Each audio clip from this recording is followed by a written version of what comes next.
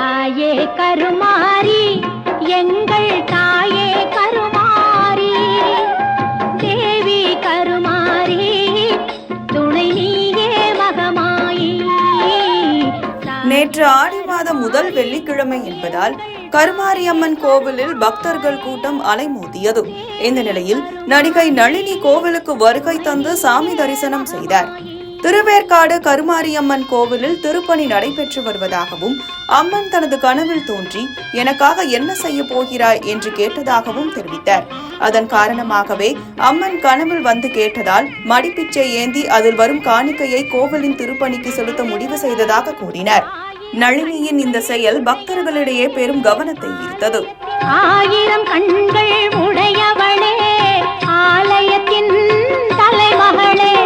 திருவேற்காடு ஸ்ரீ தேவி கருமாரி அம்மன் என் கனவுல வந்து நீ எனக்கு என்ன பண்ண போறேன்னு கேட்டாங்க. எனக்கு என்ன பண்றதுன்னு தெரியாம நான் மடிப்பிச்சை ஏந்தி உங்களுக்கு என்னால் முடிஞ்ச காணிக்கையை நான் தரமானேன். அந்த நாள் இன்னைக்கு இவங்க பாரதி ஸ்ரீதர் வந்து இன்னைக்கு நாள் ரொம்ப நல்லா இருக்கு, இன்னைக்கு உங்க ஆத்தாக்கு கூட நிச்சயமா வந்து கடகடன்னு திருப்பணி வேலை நடக்கும் அப்படின்னாங்க. அன்னை